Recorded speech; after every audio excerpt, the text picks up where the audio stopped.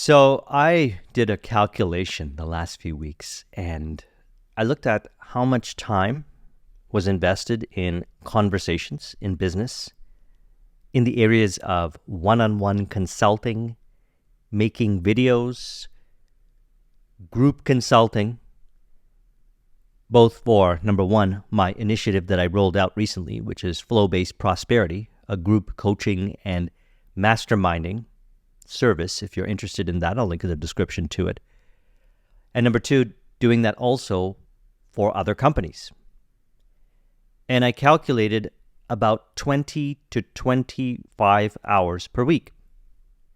Now, this doesn't include the communication that I have in the different areas of my business to run the business, as well as the communication that I have with myself, because I like to talk to myself and clear things up, any kind of confusion, doubts, uncertainty in my mind, so that I can come up with creative solutions for the various opportunities that are presented in my business and also consulting for hundreds of different businesses every single week.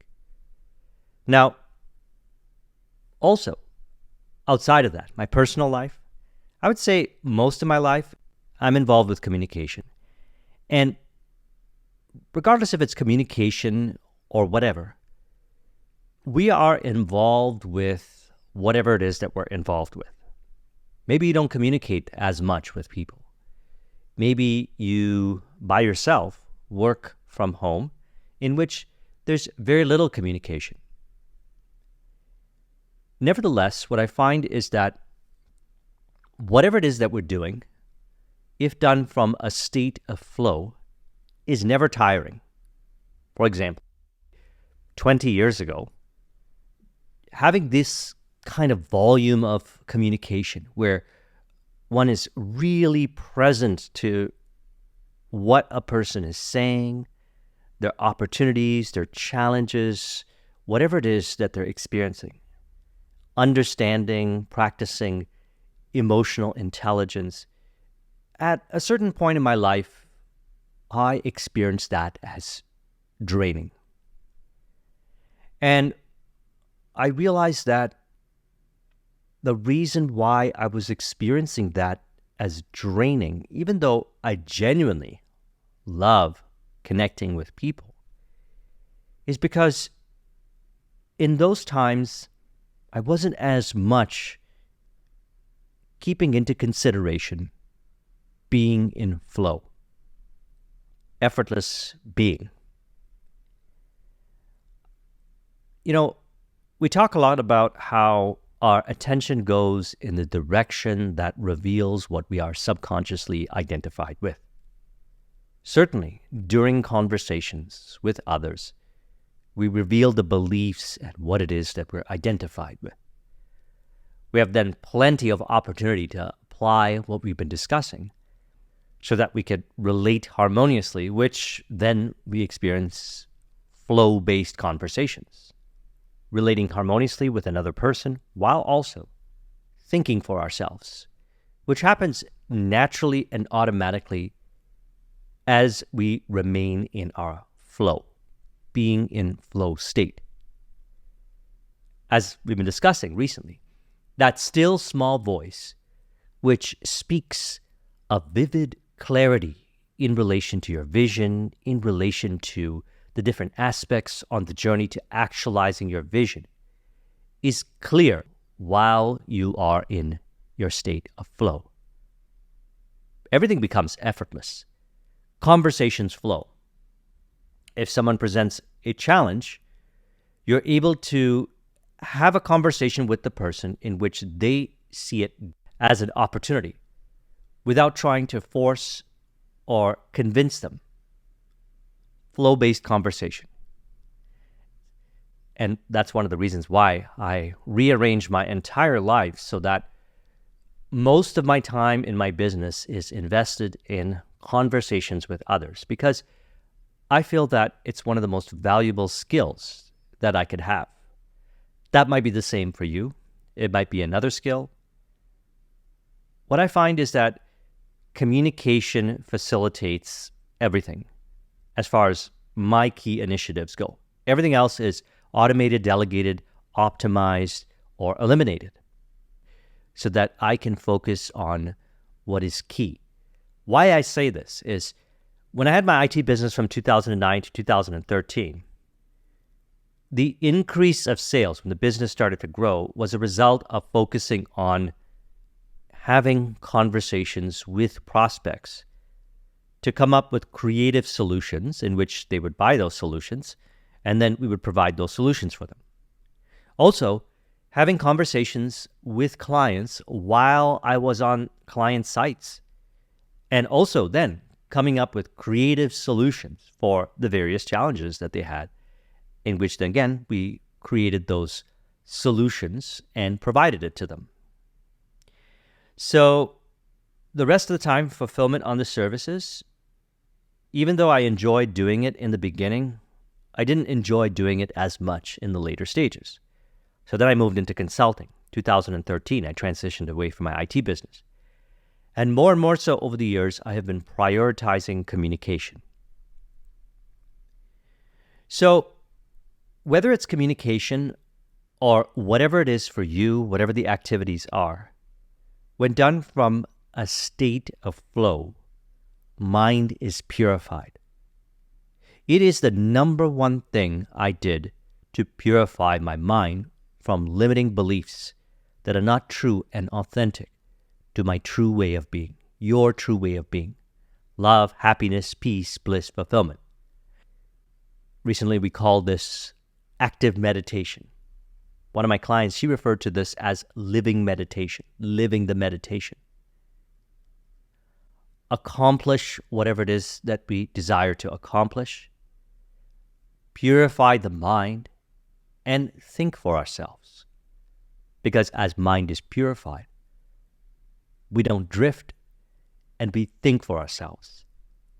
That still small voice that arises, which is distinct from the mental chatter, rises from the stillness, is apparent in the moment. For example, I may be in a conversation with a client and they're experiencing a challenge. And rather than identifying with doubt or a belief in mind that generates the doubts, in which you could say, I doubt that they would be able to come up with a solution for their challenge. It's not there while being in flow. What is there is possibility. When they share whatever it is that they're experiencing, their challenge, I see possibility. All by being in flow. If I was stuck in my head, if I was not in my flow, I could become identified with doubts or beliefs that are not helpful for them. Mind, rather, is kept in a state of flowing, the way it is truly designed to be, flowing. And solutions arise in mind, which could be something that they are aware of, something that I am aware of, or, interestingly, during the conversation, like Napoleon Hill discussed in the Mastermind chapter in Think and Grow Rich. He referred to this as the third mind. We can call that the mind of God, universal mind, the source. All of a sudden, ideas arise as to how they can look at whatever challenge that they're experiencing as an opportunity. And they take that insight, they apply it, and their business grows. Or they overcome whatever challenge that they're experiencing, whether it be a challenge with a team member, a client. Clarity arises while being in your flow. See, Napoleon Hill said this in his wonderful book, Outwitting the Devil, which we discussed in Sunday's video, which I'll link to in the description. I relate to devil as doubt. So he said, I can best define the word drift by saying that people who think for themselves never drift, while those who do little or no thinking for themselves are drifters. A drifter is one who permits themselves to be influenced and controlled by circumstances outside of their own mind. See, those are illusions, these circumstances outside of their own mind, and more specifically, the illusion of being controlled by them. We're the ones assigning meaning in relation to what appears. If the meaning is this particular circumstance controls me, takes my attention away from my vision, is that really true? That's belief identification. One may believe that that particular circumstance is causing their attention to drift. There is no external cause. These are effects. To prove it, if a person no longer believes, if they have released identification to that belief, whatever it may be, maybe they believe subconsciously the distraction is the source of fulfillment. And by that I mean something that appears that is distracting them. They believe that by chasing that distraction, they will be fulfilled. Yet it's an illusion.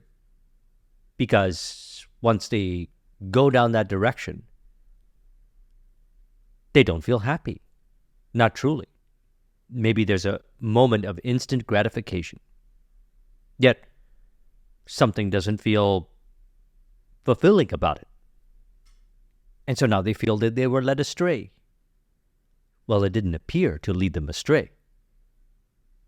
It was a belief identification that resulted in them appearing to be led astray. If that belief is no longer identified with that the source of fulfillment is found in that circumstance, their attention automatically remains on what is relevant and related to the vision. And so their attention doesn't appear to drift. And that's what I mean by our attention goes in the direction to reveal what we are subconsciously identifying with. And no shame in condemnation. By releasing identification, by simply bringing your attention back on what is relevant and related to the vision in the conversation or whatever it is that you're doing, you purify the mind. And through the repetition of doing this simple act, again, again, and again, you'll notice you'll remain what some may refer to as focused, not in a force-based way, in a flow-based way. Light-hearted, because one can try to focus forcefully. That could be exhausting. And that's what I used to do back in the days. But by applying what we're discussing here, which is essentially making flow a priority, what happens is your attention automatically remains in a lighthearted way, focused, you could say, on what is related to actualizing that vision. Effortless being. So, James Allen, in his book, The Heavenly Life, articulates what I'm pointing to right now very clearly. He says, "Now is thy reality in which time is contained. It is more and greater than time. It is an ever-present reality. It knows neither past nor future. It is eternally potent and substantial. Past and future are dreams. Now is reality. All things are now. All power, all possibility, all action is now. Not to act and accomplish now is not to act and accomplish at all." I like that. He's referring to being committed from a state of flow. For example, back in the days, I would say, I desire to commit to doing particular activities in my business. But this other person was distracting me. This environment was distracting me. This whatever was distracting me. I was pointing to without realizing it in that moment. The illusions of visible causes. There is no visible cause. The sooner we accept that, what is being pointed to, now, we realize that there is no visible cause. For example, if a person says, this person is distracting me, and if they pause for a moment and ask themselves the question, why do I believe that this person is distracting me? They'll come up with a story, which is a belief. And if they ask themselves, how do they know this is true? They may say something like, this person is always like this. That is identification to the past. Now is where all the power is. All we do is simply don't identify with that thought and abide in the now. Here's this moment now. Here's what I'm committing to. I'll remain committed to this by bringing their attention onto what they're doing now. The environment changes. Some way, somehow it changes. They are no longer distracted by that person. I've seen it play out in many different ways. The person leaves the room. They don't hear the person anymore. Some kind of change through the simple act of being as they are in relation to whatever it is that they committed to. They allow all those things to change as the mind is purified from that belief. And that's why I really like what he says. To live in thoughts of what you might have done or in dreams of what you mean to do, this is folly. But to put away regret, to anchor anticipation, and to do and to work now, this is wisdom. From a state of flow. So the way I do this is with conversations that I have in my business, be it one-on-one or in groups. My goal is to show up to that conversation from a state of flow. Be in a state of flow during the conversation. And if I notice that I was distracted during the conversation, I bring awareness to whatever that belief. Maybe the person said something in which then I started dwelling in the past or in an undesirable way in the future. And I say, why would I think that in that particular moment, even though that was not relevant to the mutually beneficial outcome of whatever it is that they were looking to achieve from that conversation? Grow their business, see an opportunity differently, whatever. And so I would be aware of that. And then after the conversation, I would find what it is. And I'd say, again, like I suggest with everyone, no shame, no condemnation. I reimagine it. The next time we have that conversation, the conversation remains focused towards that mutually beneficial outcome. And sure enough, it appears that way. The next conversation, no distraction on that particular topic because mind is purified. So being in your flow allows you to be aware of if you're about to get out of the flow. You can feel it through tension or reactivity. And you can, in that moment, release that tension. Be still and know that I am. And so your attention then automatically recalibrates back to being present to that conversation in a mutually beneficial way, being in flow. And if that belief continues to persist, release identification to it through autosuggestion. He said, whilst one is dwelling upon the past or future, they are missing the present. They are forgetting to live now. All things are possible now and only now. Without wisdom to guide them and mistaking the unreal for the real, one says, if I had done so-and-so last week, last month or last year, it would have been better with me today. Or I know what is best to be done, and I will do it tomorrow. So back to the now is as simple as taking a deep breath and accepting yourself the way you are. True self-acceptance. Love, happiness, peace, bliss, fulfillment in the moment. And the repetition of doing this, what you'll notice is you could do many hours. I might even consider doing more hours because I love having these conversations with everyone. Yet I don't feel tired from them because people aren't tiring me.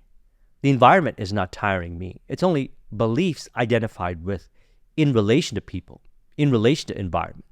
I proved this to myself again and again that results in me feeling tired or drained. If I'm not identified with those beliefs, then what happens is I experience the conversation as fun, joyous. And what do people report? Well, as we say, people reflect our state. So they say, I feel energized in this conversation with you. Now, the same is to be said about sport or activity or whatever it is. If you find yourself deeply engaged in, let's say, a creative expression, let's say you're painting, you're deeply engaged with it, there's no resistance or fighting against the expression of it. That would be identification to a past belief in an inharmonious way, or a belief about the future in relation to the painting or something in an inharmonious way. Simply release that now. Because as he says, we have all power now. But by not knowing this, one may say, I will be perfect next year, or in so many years, or in so many lives. The dwellers in the kingdom of God who live only in the now say, I am perfect now. Now this transcends what one may refer to as perfectionism. Acknowledging that you're perfect now means your true self is love, happiness, peace, bliss, fulfillment. And through your creative expression, be it conversation or art or poetry or whatever, you're actualizing it. Being in the flow, being as you are, being the conduit of divine expression. Dwellers in the kingdom of God who live only in the now say, I am perfect now. Now, when he says, say, I am perfect now, it's an autosuggestion. Now, if we think feelingly upon being that way, we'll actually start to see it. We'll release identification to the beliefs of perfectionism, where one may believe that what it is that they're saying or what it is they're doing is never good enough. This is one of the things that I've helped many people with when it comes to conversations, let's say on dates, meeting people, relationships, is acknowledging that they are love, happiness, peace, bliss, fulfillment. And how does it manifest? Well, they are deeply present and engaged in the interactions. They're not shaming or condemning themselves. They're experiencing that relationship with another person. And they learn what it is they desire more so. Clarity arises. As mentioned, clarity arises automatically while you're in flow. It is the simplest way that I found to experience clarity, increasing more and more so each day, by being in the flow. Your true way of being. Love, happiness, peace, bliss, fulfillment. Be as you are. Clarity arises. And then they know what kind of relationships they desire. Maybe in the earlier stages, they're not sure. So they go on dates. They're deeply engaged because they're not shaming or condemning themselves, because they know that they are love, happiness, peace, bliss, fulfillment. They allow themselves to be on the date. After the experience, they say, you know what? This is what I like. This is not what I like. And they allow themselves to have what they desire. Because you could say we truly desire to be and have what we are. And what I mean by that is the true self is love, happiness, peace, bliss, fulfillment. So the individual may appear to seek for that externally, and believe that fulfillment in those regards is found externally. Yet, as we discussed in our Neville Goddard conversations, when we acknowledge that we are love, happiness, peace, bliss, fulfillment, that automatically manifests as the outer expressions of life. So for me, it manifested as an outer expression of life, being involved with so much communication with others, because that's my way of representing love, happiness, peace, bliss, fulfillment. It could be that way for you. It might not be that way for you. What he's pointing to is that now, being as you are, being in the flow, purifies the mind. So when I say sometimes get into the flow, make flow a priority, you could even say relax into the flow by releasing identification in the moment to whatever thoughts, beliefs, and even identifying to labels in relation to emotions. Emotions are energy in motion. If you allow the emotions to flow, if you allow the thoughts to flow, you'll find yourself in the flow. Literally, you'll find yourself in the flow. Love, happiness, peace, bliss, fulfillment. In the now, as he said. And that is a living autosuggestion. Physical, mental, emotional, spiritual. Acknowledgement of I am perfect now.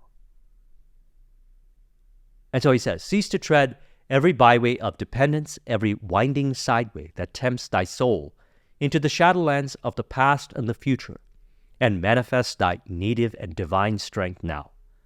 Come out into the open road. That which you would be and hope to be, you may be now. Because you are that. That which one could hope to be or would like to be, they are that now, regardless of appearances. See, if one waits for visible signs, approval, validation, confirmation, before they acknowledge that they are that, love, happiness, peace, bliss, fulfillment, that's seeking. Are they present in the moment? They might be seeking for it in conversation, what the other person says, doesn't say, to confirm or validate or approve of that which they already are. And so they're not present. And they might be relating to that experience from the past or the future in an inharmonious way. Yet, when they're present now in the flow, knowing they are love, happiness, peace, bliss, fulfillment, the conversation flows. And let's say if a challenge arises, a client presents a challenge, automatically you come up with the solution. Notice this. I work with a lot of sales professionals, and they've communicated to me many times that it was while they were in the flow where they experienced the most, you could say, effective communication and facilitation of whatever mutually harmonious deal, or conjuring up solutions, or packaging whatever they're offering, or communicating it in a way that actually resonates deeply with that particular client, if they're offering more ongoing services, or if it's a prospect, engaging in that relationship, that client relationship, through providing valuable products or services, which they communicate very effectively in the conversation in a flow-based way, in which then the prospective client hears that and says, that is exactly what I'm looking for. Because what's going on is something deeper.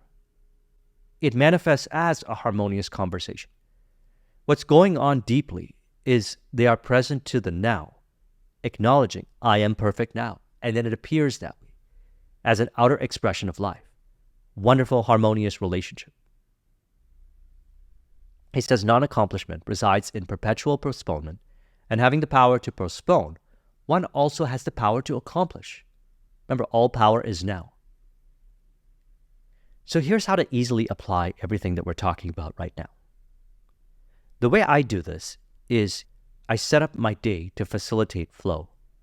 I would wake up at a particular time, 5 a.m. I still do. I would do a morning routine. It includes some stretching, going to the gym, meditation, healthy breakfast, shower, etc. And each of those steps, I do them from a state of flow, being deeply engaged. For example, while I'm at the gym, mind and muscle concentration and connection. Not looking around to see what others are doing in the gym, but being deeply engaged in the workout. Saying to myself, this is exactly where I desire to be. This is where happiness is now, during this experience. And then I do that with my work day. End of day, I set it up so that I have time to enjoy and do whatever. I go to sleep at a particular time. I wake up and do this again and again and again and again and again. And it purifies the mind. And then what happens is this becomes a natural way of being. I can assure you, in the earlier stages, I wasn't like this. I was easily distracted because I was identified with these beliefs in mind that was resulting in the appearances of distraction. So he says, that which is done now remains. That which is to be done tomorrow does not appear. That's because now is existence itself. Existence is now. What am I being now? Am I being as I am now? Love, happiness, peace, bliss, fulfillment, in relation to whatever it is that I committed to, everything that I commit to, from the moment that I wake up all the way till I go to sleep. It's gotten easier upon applying this. In the earlier stages, my attention would drift. That's okay. No shame, nor condemnation. Bring it back. Consider, for example, when the Buddha was meditating under the Bodhi tree. Distractions would arise. And he didn't identify with it. And they would disappear. And as they would arise, they would disappear. The same is in relation to what appears physically on the journey to actualizing our visions. If distraction arises, it is not there to distract you. Release identification to the belief that's resulting in the distraction by returning your attention to what is related to your vision. Whatever it is that you're doing right now, that you committed to, again, again, and again. And then mind is purified from those beliefs. As he says here, act now, and lo, all things are done. Live now, and behold, thou art in the midst of plenty. Be now, and know that thou art perfect. So I trust you found this video to be helpful. Let's conclude this with an auto-suggestion to further encourage. You could say, now is where all power is. That is where I am now. Love, happiness, peace, bliss, fulfillment. Being as I am now, everything that arises from true way of being, love, happiness, peace, bliss, fulfillment, appears automatically by relating ideally to now. Being as I am, deeply engaged in this moment, fluid and dynamic, as I experience a flow-based, effortless journey actualizing my vision. If you would like a copy of this mind map, the link is in the description. Thank you very much for watching. I'll talk with you soon. Take care.